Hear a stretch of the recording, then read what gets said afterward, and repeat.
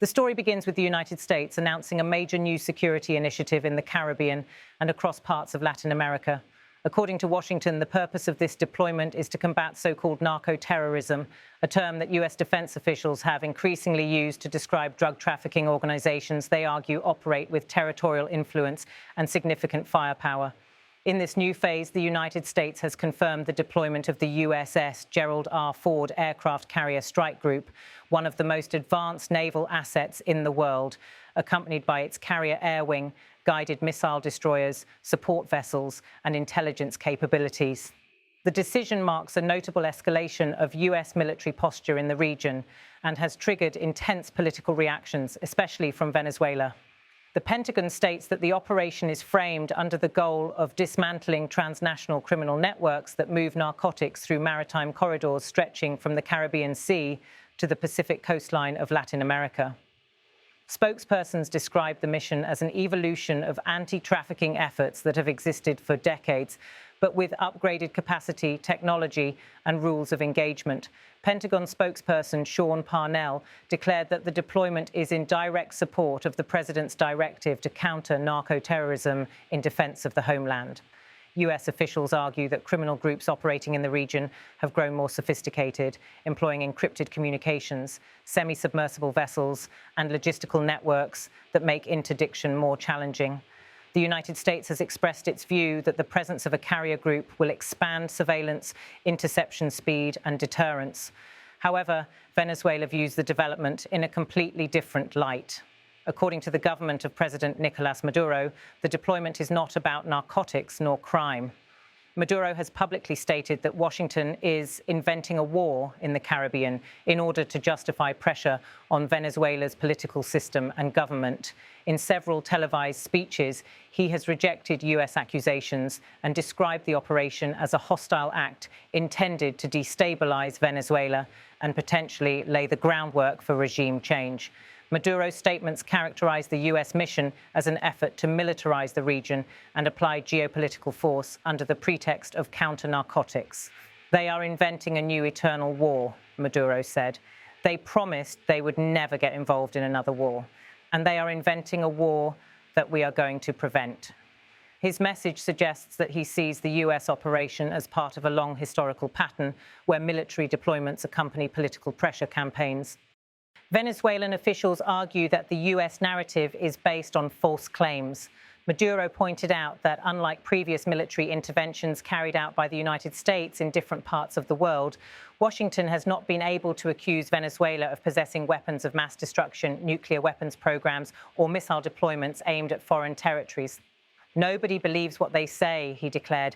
They have not dared to say that Venezuela has weapons of mass destruction. They cannot say we are building a nuclear weapon. They cannot say that we have missiles aimed at the cities of the United States. According to Maduro, the United States is searching for a justification and has not yet found one that can be widely accepted by the international community.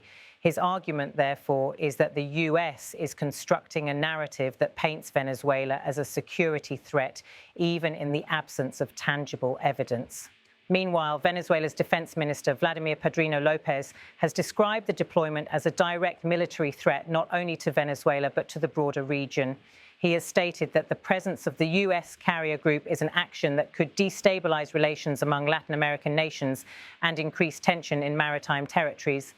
He has emphasized that Venezuela views the deployment not as a temporary exercise, but as the positioning of capability that could be used for coercion.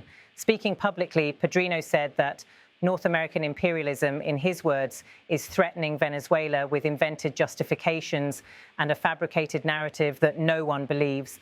These statements from Caracas come against the backdrop of an already strained political relationship between the two nations. For years, the United States has criticized Venezuela's government, alleging democratic backsliding, political repression, and economic mismanagement. Venezuela, in turn, accuses Washington of orchestrating sanctions, economic pressure, and diplomatic isolation with the goal of weakening its government. The naval deployment adds a military dimension to what has already been a complex political confrontation. While the strategic and political debates unfold, the reality on the water has also intensified. Since September 2nd, according to regional reporting sources, more than 40 people have died in the Caribbean and Pacific in what the US describes as an unprecedented campaign of maritime interdiction. The circumstances of these incidents vary. Some involve the pursuit of high-speed vessels suspected of transporting narcotics. Others involve nighttime engagements in open water. Video released by US defense officials shows helicopters tracking fast-moving targets under infrared surveillance and small patrol teams conducting boarding operations on suspected trafficking ships. Defense Secretary Pete Hegseth released footage described as nighttime strikes on vessels believed to be part of smuggling networks. The US government has linked these operations to a broader doctrine that merges counter-narcotics with counter-terrorism strategy. Pentagon officials have stated that they will treat narco-terrorists in the same manner that previous administrations treated al-Qaeda. This framing places drug trafficking organizations not simply as criminal entities, but as networks considered capable of undermining state stability, financing armed groups, and generating violence across borders. The comparison to al-Qaeda reinforces the sense of military seriousness the Pentagon is now applying to operations that were once primarily associated with law enforcement and Coast Guard patrol. Political reactions in the region have varied. Some governments, particularly those working closely with US security agencies, have welcomed additional resources. In Colombia, naval forces have conducted joint operations with the US destroyer USS Gravely. Colombian officials say that increased maritime partnership strengthens their ability to intercept trafficking routes, especially along the Pacific coastline, where criminal networks have historically been difficult to monitor due to geography and the use of remote waterways. The collaboration, according to Colombia's defense sector, aligns with existing bilateral security agreements. However, there are also governments and political movements across the region that caution against the militarization of anti-drug operations. They argue that previous decades of anti-narcotic strategies, particularly the so-called war on drugs, did not reduce drug production, consumption, or trafficking, but instead worsened violence, empowered non-state armed groups, and contributed to instability in rural areas.